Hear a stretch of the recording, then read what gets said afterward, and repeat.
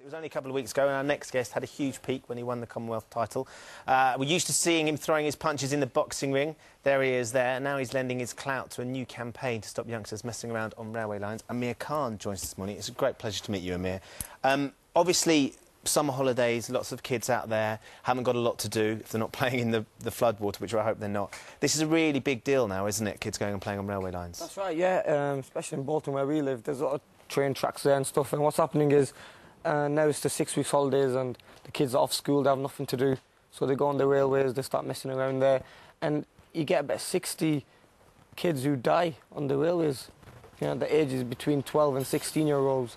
And I think that's down to there's no activities that they can go to. So what we're doing is Network Rail and No Messing campaign can have about 10 different events for the kids to go to, so they can keep off the streets, keep off the train tracks and be safe. Because we saw those pictures there and they really are terrifying, because it seems like a great idea at the time and you can mess around and it's always good fun, but you just can't control these trains travelling at extraordinary speed, don't they? Exactly, the trains travel 125 miles per hour, and you know, I mean, if that hits someone, then you're just going to get hurt, and there's so many kids who get hurt from that. So the message we're sending across is, look, there's other things that you can do instead of going there and messing around there.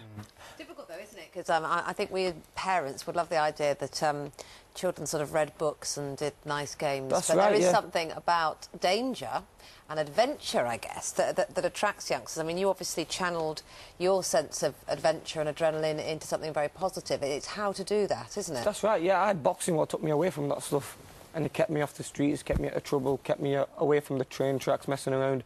I had friends who did that, but I took the other route. I went to the boxing gym. Was that because your dad turned around and said, we've got to control this energy from somewhere, because you had so much? Well, yeah, and I wanted to do boxing as well, so my dad took me there, he supported me, and that's why I got this far. So I kept away from all that, and this is who I am now.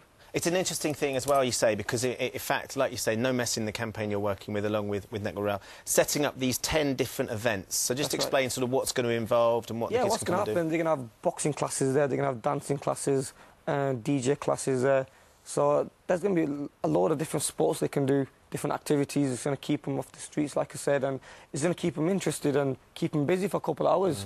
And hopefully inspire something like you were inspired with the boxing when you first went down. That's right. Give them an interest that will take them away from this sort of situation. That's right, and it might just do that, yeah, take them, like boxing. I went down there just to train, and I loved it, and it became my job, and I've just kept at it. So maybe there's other opportunities for these kids. They can do DJing or whatever, yeah. It's great for you to be involved with this sort of campaign, and I imagine that you know, your love and your passion is boxing, but to suddenly find yourself in a situation where you become a role model must be quite strange at the same time. You kind of look at yourself in the morning when you're having a shave and think, God, there's people that look up to me and I've got to sort of behave. And that's right, yeah. Everywhere you go, you get youngsters coming up to you and stuff. I think they're going to listen to me because I'm young myself. Yeah.